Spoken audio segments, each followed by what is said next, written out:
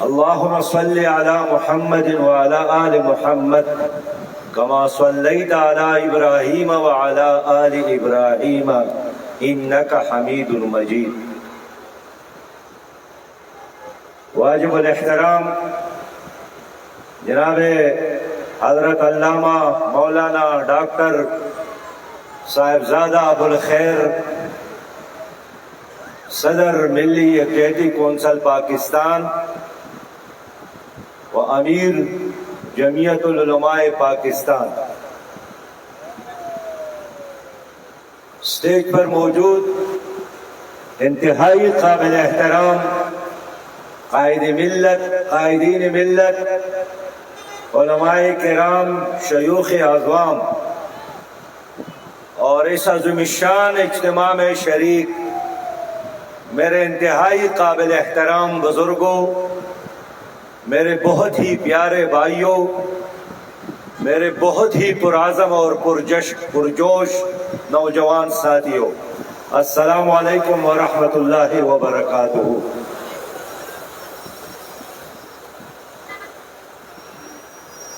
ہمارے بہت ہی پیارے بھتیجے جناب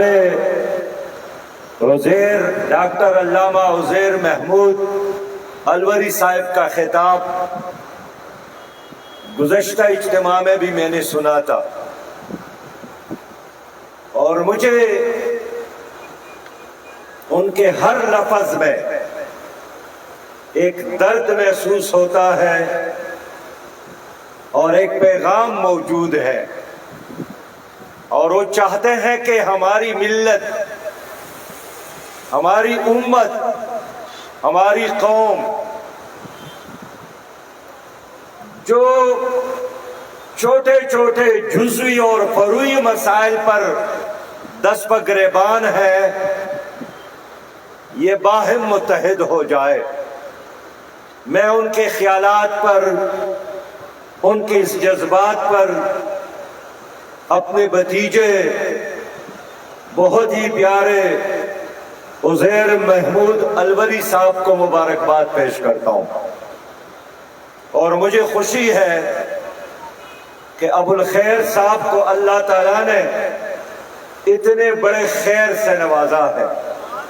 اللہ تعالیٰ ان کے علم میں، ان کے صلاحیت میں اور بھی برکت ڈالے۔ میرے بھائیوں، اسٹیج پر بہت بڑے دانا بینا اور جہاندیدہ ہمارے شیوخ اعظام موجود ہے، وہ خطابات فرمائیں گے۔ مجھے چونکہ سفر درپیش ہے، اس لیے میں نے اجازت مانگی اور چند الفاظ آپ کی خدمت میں رکھنا چاہتا ہوں۔ میں جب یہاں اسٹیج پر آیا اور اتنی بڑی تعداد میں یہاں کے لوگوں کو دیکھا تو ایک احساس تو یہ ہوا کہ اللہ رب کریم مہربان ہے، اور جو لوگ اس دنیا میں اللہ کے ساتھ محبت کرتا ہے، اللہ تعالیٰ ان کے نام کو، ان کے کام کو زندہ رکھتا ہے۔ اور یہی وجہ ہے کہ اتنا زمانہ گزرنے کے باوجود بھی جہاں رنگ اور نسل کا کوئی تعلق نہیں ہے، جہاں زبان اور علاقے کا بھی کوئی تعلق نہیں ہے، جناب حضرت شاہ رکن الدین کے ساتھ، جناب محمود احمد الوری کے ساتھ یہ محبت، یہ اس بات کی علامت ہے کہ اللہ تعالیٰ نے ان کے کام کو قبول کیا ہے۔ ہم لوگوں کو یہی سمجھانا چاہتے ہیں کہ لوگوں، اگر عزت چاہتے ہو تو دین میں ہے۔ دین کے بغیر جو عزت ملتی ہے وہ پانی کا بلبلہ ہے۔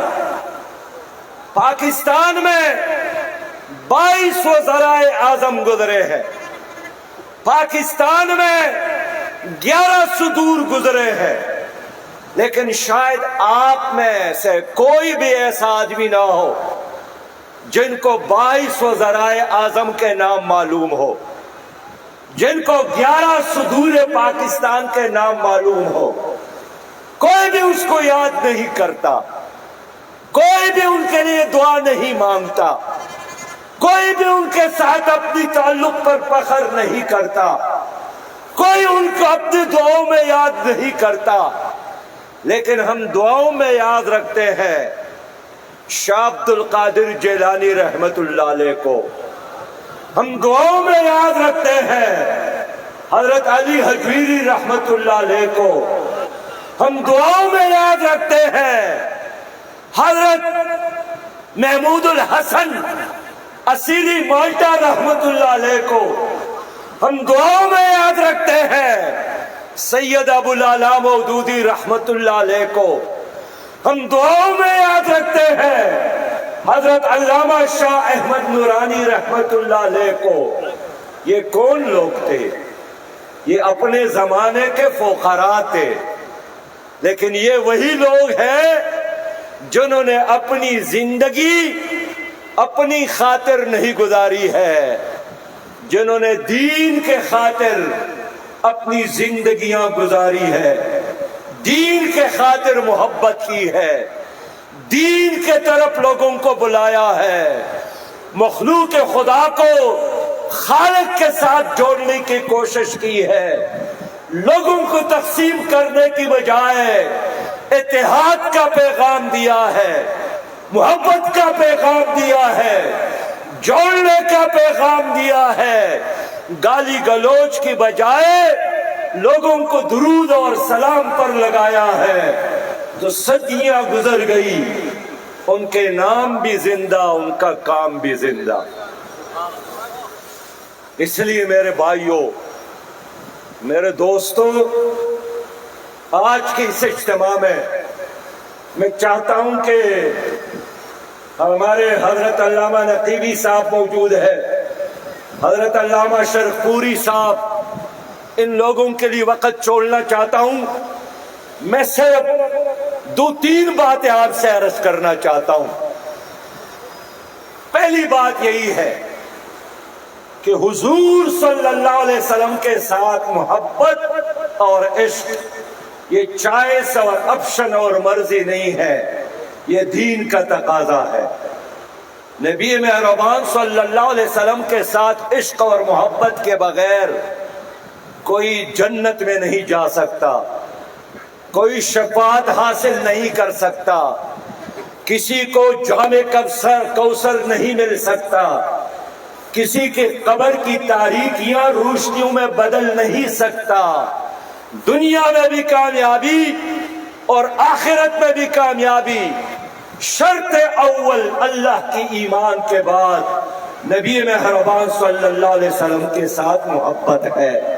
کتنی محبت پیمانہ کیا ہے تو خود ہی فرمایا ہے کہ آپ میں سے کوئی شخص اس وقت تک مومن نہیں ہو سکتا، لا یؤمن احدکم حتی اکون احب الیہ من والدہ وولدہ والناس اجمعین، جب تک میری ساتھ ان کی محبت والدین، بچوں اور ساری کائنات اور جہان سے زیادہ نہ ہو۔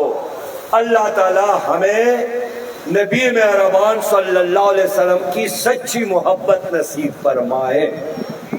کہہ دیجئے آمین۔ اب دوستو، زبانی اور کلامی سب لوگ عاشقان مصطفیٰ ہے، سب لوگ غلامان مصطفیٰ ہے، لیکن اس عشق اور محبت علامت کیا ہے، نشان کیا ہے؟ ہر چیز کا کوئی نہ کوئی نشان تو ہے۔ کروڑوں کے آبادی میں جہاں جائے اور جس تعمیر اور عمارت کے اوپر مینار نظر آئے، لوگ سمجھتا ہے کہ یہاں مسجد ہے، یہ اللہ کا گھر ہے۔ تو آخر حضور کے ساتھ محبت ہو، اس کی علامت کیا ہے؟ تو حضور چاہتا ہے کہ گھر کی دنیا، دل کی دنیا، انفرادی دنیا، اجتماعی دنیا، زندگی کے ہر شعبے میں اللہ کی دین کے پیروی کرو، یہ محبت ہے۔ یہ محبت نہیں ہے کہ نظام غیر اللہ کا ہو اور محبت محمد مصطفیٰ کا ہو، یہ کیسے ہو سکتا ہے؟ اب لوگوں، میں چند مثالیں دینا چاہتا ہوں۔ قرآن کریم کا ایک سورت سورہ المائدہ ہے۔ سورہ المائدہ میں اللہ فرماتا ہے وَمَن لَّمْ يَحْكُم بِمَا أَنزَلَ اللَّهُ فَأُولَٰئِكَ هُمُ الْكَافِرُونَ، جو اللہ کے نازل کردہ کتاب پر فیصلے نہیں کرتے وہ کافر ہے۔ دوسری آیت بھی ہے، ویسے تو ایک بھی کافی ہے، لیکن اللہ فرماتا ہے وَمَن لَّمْ يَحْكُم بِمَا أَنزَلَ اللَّهُ فَأُولَٰئِكَ هُمُ الظَّالِمُونَ، جو اللہ کے نازل کردہ کتاب پر فیصلے نہیں کرتے وہ ظالم ہے۔ تیسری آیت بھی ہے کہ جو اللہ کے نازل کردہ کتاب پر فیصلے نہیں کرتے وہ فاسق ہے۔ تین دفعات کافر، فاسق اور ظالم۔ یہ کسی مولوی کا فتویٰ نہیں ہے، یہ کسی پیر کا فتویٰ نہیں ہے کہ آپ اعلان کریں کہ میں اس پیر کو نہیں مانتا ہوں، یہ اللہ رب ذوالجلال کا حکم ہے۔ تو ایک سوال کا جواب تو آپ دے دیں کہ آپ اس پاکستان میں 22 کروڑ مسلمان ہیں، تو اے 22 کروڑ مسلمانوں، کیا تمہاری چیف جسٹس، تمہارے ہائی کورٹ اور تمہارے ملک کی عدالتوں میں اللہ کا نظام، اللہ کا قرآن چلتا ہے یا انگریز کا نظام؟ جواب تو دے دینا، سچی گواہی تو دے دینا، کس کا نظام چلتا ہے؟ تو ہم کیسے عاشقان مصطفیٰ ہے؟ یہاں بزرگوں سے پوچھنا چاہتا ہوں کہ کل میں اور آپ جب حضور کی خدمت میں حاضر ہوں گے، کیا وہ نہیں پوچھے گا کہ آپ کیسے عاشق ہیں؟ تمہاری عدالتوں میں انگریز کا نظام تھا اور تو عشق اور عشق اور عشق کی بات کر کے نہ قربانی دی، نہ جیل گئے تھے، نہ شہادت نوش کی، جام شہادت نوش کی، نہ مقابلہ کیا، نہ جہاد کیا، اور عاشق بس عاشق اور عاشق اور عاشق۔ تو عاشق دو طرح کے ہوتے ہیں، ایک خون دینے والا مجنون اور ایک دودھ پینے والا مجنون۔ تو مجنون عاشق تھا لیلا کا، تو ایک نقلی اور 2 نمبر کا مجنون بھی تھا۔ ہر روز لیلا کے گھر سے مجنون کے لیے دودھ آتا تھا، تو جو نقلی اور 2 نمبر مجنون تھا وہ راستے میں وہ برتن لے کر دودھ پیتا تھا اور خالی برتن واپس کرتا تھا۔ لیلا نے محسوس کیا کہ کچھ گڑبڑ ہے، تو اس آدمی سے کہا کہ آج مجنون کو کہنا کہ برتن میں دودھ ہے، پینے کے بعد اپنا خون اس میں جمع کر کے مجھے واپس کر لو، اپنا خون مجھے دے دو، لیلا کو آج آپ کی خون کی ضرورت ہے۔ اس مجازی اور جعلی مجنون نے بات سنی تو حرص کیا کہ وہ خون دینے والا مجنون اس صحرا میں ہے، میں دودھ پینے والا مجنون ہوں۔ تو ہم اور آپ دودھ پینے والے ہیں۔ نظام کفر کا ہے، نظام غیر اللہ کا ہے، علماء موجود ہیں اور اللہ کا شکر ہے، میں اس لیے بہت اطمینان کے ساتھ یہاں آتا ہوں۔ اسٹیٹ سیکرٹری نے کہا یہ 3 بار آ رہا ہے کہ یہاں کوئی خلاف شریعت کام میں نے نہیں دیکھا، سنت کی یہاں پابندی ہے، یہاں سنجیدگی ہے۔ تو اللہ کا حکم ہے فَلَا وَرَبِّكَ لَا يُؤْمِنُونَ حَتَّى يُحَكِّمُوكَ فِي مَا شَجَرَ بَيْنَهُمْ تمہارے رب کی قسم یہ مومن نہیں ہو سکتے جب تک اے پیغمبر آپ کو اپنے معاملات میں حاکم تسلیم نہ کرے۔ آپ ہمارے معاملات میں حاکم فیصلہ دینے والا کون ہے؟ انگریز کا نظام۔ تو ایک اس کا تقاضا یہی ہے کہ آئے مل کر اس ملک کو اسلامی بنا دے تاکہ ہماری عدالتوں میں انگریز کے نظام کے بجائے قرآن کا نظام رائج ہو جائے۔ اس پر اتفاق کرتے ہیں کہ نہیں کرتے؟ میرے دوستو، میں دوسری بات بھی عرض کروں۔ قرآن میں شراب پینے والا، سور کا گوشت کھانے والا، قتل کرنے والا، بدکاری کرنے والا، چور اور ڈاکو کے لیے اللہ نے اعلان نہیں کیا ہے کہ میرے ساتھ جنگ کرتا ہے، لیکن سود اور سودخوروں کے خلاف اللہ کا اعلان ہے کہ فَأَذَنُوا بِحَرْبٍ مِّنَ اللَّهِ وَرَسُولِهِ، یہ میرے اور میرے رسول کے خلاف اعلان جنگ ہے۔ نبی مہربان نے فرمایا کہ سود گناہ تو ہے لیکن کیسا؟ جس طرح ایک آدمی 36 بار اپنی ماں کے ساتھ بدکاری کرے، نکاح کرے، 36 بار۔ لیکن میرے اور آپ کے ملک میں سارا نظام سود پر چلتا ہے، سارا معاشی سسٹم سود کے بنیاد پر ہے۔ پاکستان جس میں اس وقت غربت ناچ رہی ہے، وسائل کی کمی کی وجہ سے نہیں، سودی نظام کی وجہ سے۔ مہنگائی ہے سودی نظام کی وجہ سے، بے روزگاری ہے سودی نظام کی وجہ سے، IMF اور ورلڈ بینک اور امریکہ کے غلامی ہے سودی نظام کی وجہ سے۔ تو میرا آپ سے دوسرا اپیل یہی ہے کہ ہم گزشتہ 19 سالوں سے وفاقی شرعی عدالت میں کیس لڑ رہے تھے کہ اس ملک میں سودی نظام پر پابندی ہو۔ آئین کا تقاضا، اللہ کا حکم، نبی مہربان کا بھی حکم، اسلامی نظریاتی کونسل کا فیصلہ، ہماری آئین کا بھی یہی فیصلہ، اس کے باوجود بھی سودی نظام 19 سال ہم نے کیس چلایا۔ اس 19 سالوں میں پیپلز پارٹی کی حکومت آئی اور چلی گئی، مسلم لیگ کی حکومت آئی تھی اور ختم ہوئی تھی، PTI کی حکومت آئی تھی اور ختم ہو گئی۔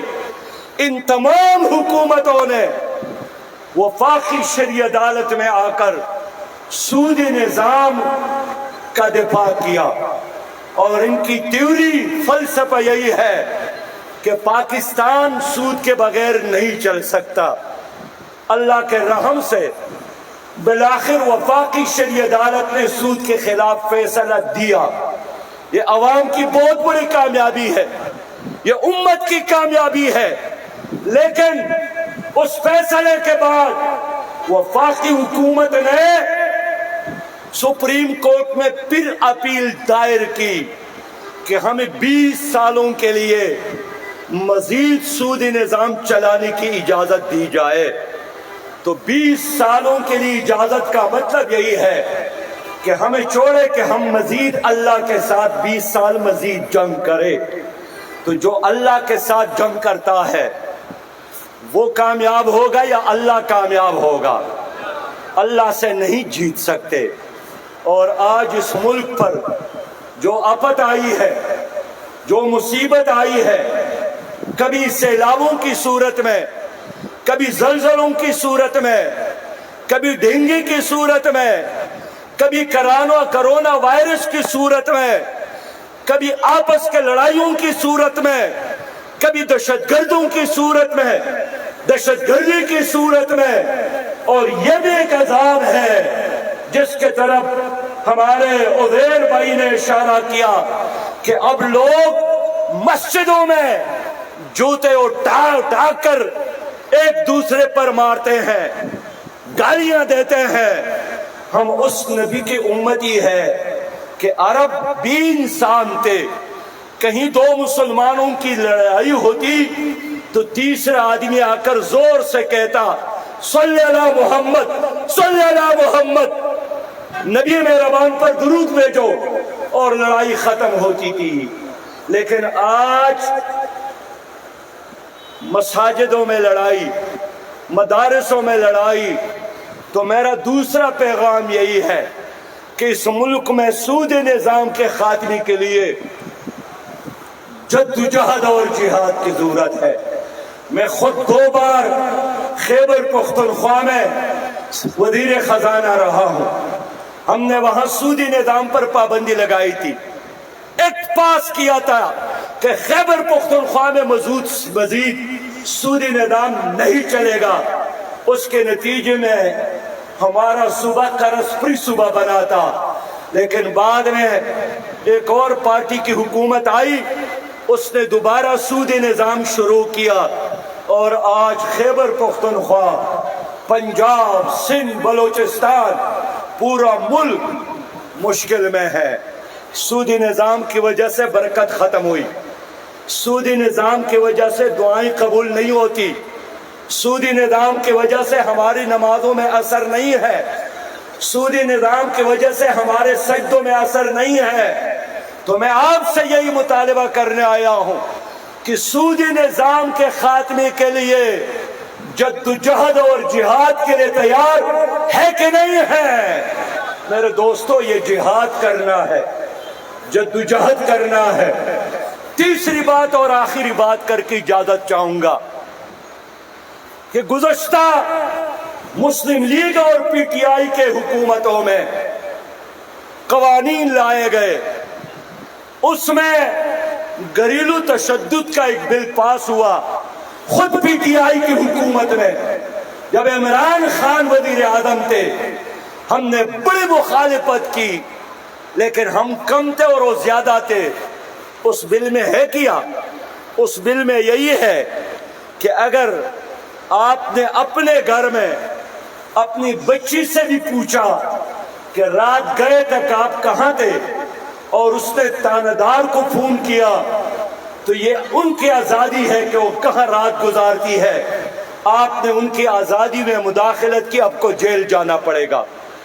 اس گھریلو تشدد میں یہی ہے کہ اگر بآواز بلند آپ نے بیوی کے ساتھ بات کی، بلند آواز کے ساتھ، اور اس نے محسوس کیا کہ اس نے مجھے پریشرائز کیا، نفسیاتی طور پر پریشرائز کیا، اور اس نے ایس ایچ او کو فون کیا، تو وہ آ کر آپ کو عدالت کے ذریعے گرفتار کر سکتا ہے، 3 سال جیل بھیج سکتا ہے، جرمانہ کر سکتا ہے، اور آپ کے ہاتھ میں ایک کڑا ڈالے گا۔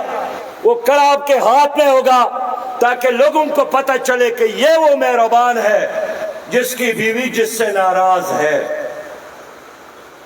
اس کا نام رکھا گیا کہ ہم گھروں میں تشدد ختم کرنا چاہتے ہیں، لیکن اس کے نتیجے میں خاندان تباہ ہو گیا، نظام تباہ ہو گیا۔ ہم آخری بات جو میں نے کہا کہ اس وقت حکومت نے جنڈر ایک ٹرانسجنڈر بل لایا ہے، یہ کیا بلا ہے؟ عام لوگوں کو پتہ نہیں ہے۔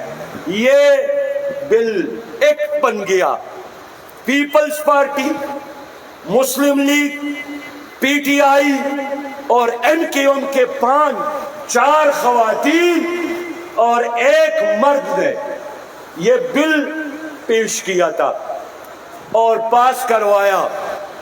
اس بل میں کیا ہے؟ اس بل میں یہ ہے کہ اگر ایک مرد نادرا کے دفتر جائیں اور درخواست دے دے کہ مجھے محسوس ہوا کہ میں عورت ہوں، تو نادرا اس کو عورتوں کے فہرست میں لکھے گا۔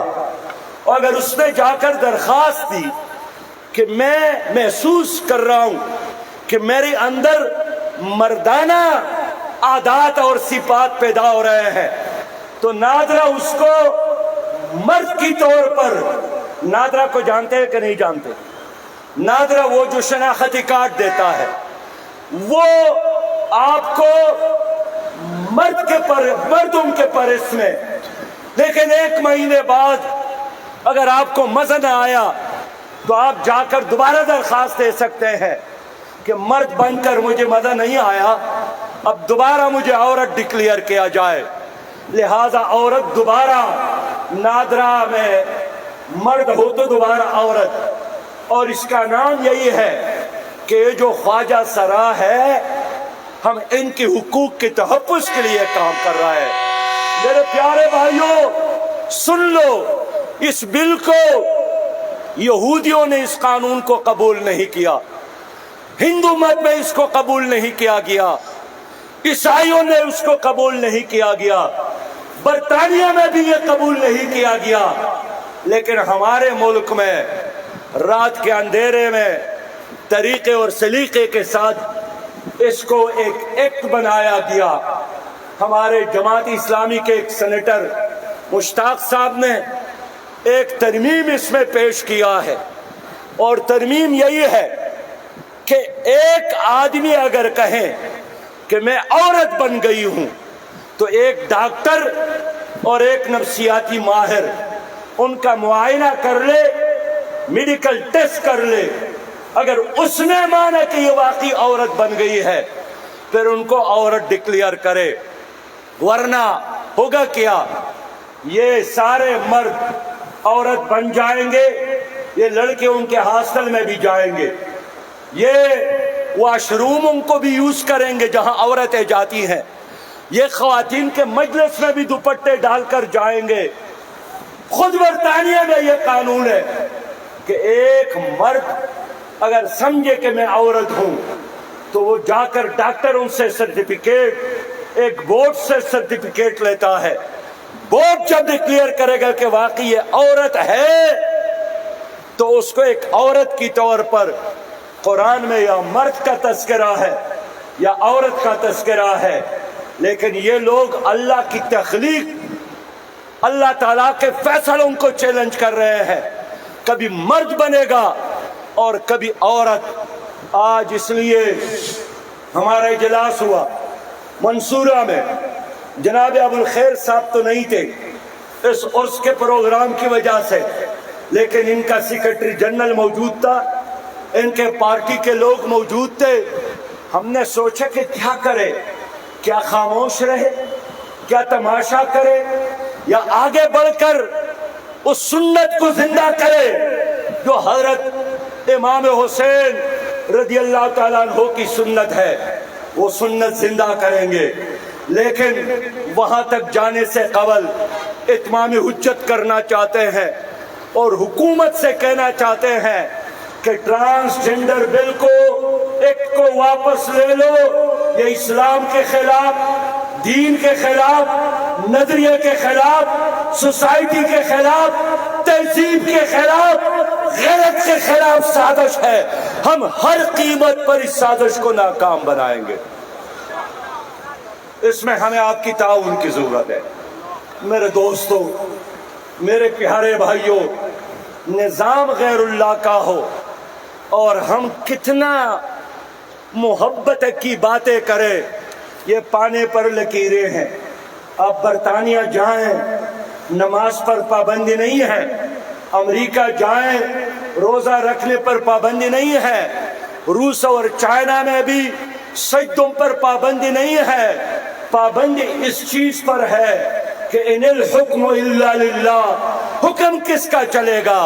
ہمارا اعلان یہی ہے کہ حکم اللہ کا چلے گا، اور یہ کہتے ہیں کہ حکم عوام کا چلے گا، پارلیمنٹ کا حکم چلے گا، جمہور کا حکم چلے گا۔ ہم جمہوریت کی بات کرتے ہیں، لیکن اس جمہوریت کی جو شریعت کے تابع ہو، وہ جمہوریت جو شریعت سے آزاد ہو، اس سے ہم پناہ مانگتے ہیں جس طرح شیطان سے پناہ مانگتے ہیں۔ میں یہاں تمام بڑے بڑے علماء کرام موجود ہیں، اللہ کا رحم ہے کہ آپ سب موجود ہیں۔ ہم نے اعلان کیا ہے کہ ہم اپنے مساجد میں اپنی تنظیموں کے اندر لوگوں کو بیدار کریں گے، اور پھر 7 اکتوبر کو مسجد شہداء سے اس قانون کے خلاف اپنی تحریک کا آغاز کریں گے۔ میں آپ سب بھائیوں سے درخواست کرتا ہوں، جناب ابوالخیر زبیر صاحب سے کہ آئیں قیادت کرے، حضرت علامہ نقیبی صاحب سے کہ آئیں قیادت کرے، حضرت شرپوری صاحب سے کہ آئیں قیادت کرے۔ آپ تمام بزرگوں سے اپیل کرتا ہوں، اس لیے کہ اگر یہ قانون بن گیا اور مستحکم ہو گیا، ہمارا آئندہ نسلیں ہمیں معاف نہیں کریں گے کہ جب یہ قانون بن رہا تھا تو یہ مشائخ کیا کر رہے تھے، یہ علماء کرام کیا کر رہے تھے، یہ دینی اور مذہبی پیشوا کیا کر رہے تھے۔ یہ جو بڑی سیکولر جماعتیں ہیں، ان کے درمیان لڑائی ہے لیکن اقتدار کے لیے ہے، دین کے لیے نہیں ہے۔ کشمیر کو بیچا، اس پر ایک IMF اور ورلڈ بینک کی غلامی، اس پر ایک جمعہ کی چھٹی کا خاتمہ، اس پر ایک گھریلو تشدد کا بل، اس پر ایک ٹرانسجنڈر کا قانون، اس پر ایک امریکی ایجنڈے پر ایک ہے، لیکن اختلاف اپنی کرسی پر ہے۔ ہماری لڑائی اس ملک میں اسی لیے ہے کہ پاکستان اسلامی پاکستان بنے، پاکستان خوشحال پاکستان بنے۔ لہذا میں امید رکھتا ہوں کہ انشاءاللہ تعالی آپ سب لوگ ڈاکٹر ابوالخیر زبیر صاحب کی قیادت میں 7 اکتوبر کو مسجد شہداء لاہور آئیں گے، ملک کو محفوظ بنانے کے لیے، عشق مصطفیٰ کی اس دعوے میں رنگ بھرنے کے لیے، تاکہ ہم اس ملک کی حفاظت کریں۔ یہی عشق مصطفیٰ، یہی غلام مصطفیٰ۔ ہمارے منصورے میں شرپوری صاحب تشریف لائے تھے، بہت سارے پیران اعظام آئے تھے۔ میں نے عرض کیا کہ آپ عاشقان مصطفیٰ ہیں اور ہم غلامان مصطفیٰ، تو عشق اور غلامی کا تقاضا یہی ہے کہ اس ملک میں نظام مصطفیٰ ہو۔ اگر نظام مصطفیٰ نہیں ہے تو غلامی کا دعویٰ بھی اور عشق کا دعویٰ دونوں کمزور دعوے ہوں گے۔ میں امید رکھتا ہوں انشاءاللہ تعالی کہ اپنے آخری صداری خطبے میں جناب ڈاکٹر ابوالخیر صاحب اس کے مزید تائید بھی کریں گے، اور ملی یکجہتی کونسل پاکستان کے جس میں 23 جماعتیں شامل ہیں، ان کے قائد کے حیثیت سے آ کر اس پوری مومنٹ کو لیڈ بھی کرے۔ وآخر دعوانا الحمدللہ رب العالمین۔ السلام علیکم ورحمۃ اللہ وبرکاتہ۔ آئیے تو آپ تشریف رکھے، آپ کیوں ہوتے ہیں محترم پاکستانی سیاست کا السلام علیکم۔ میں نے تو اجازت لی ہے صبح کراچی اور باقی دورے۔ السلام علیکم۔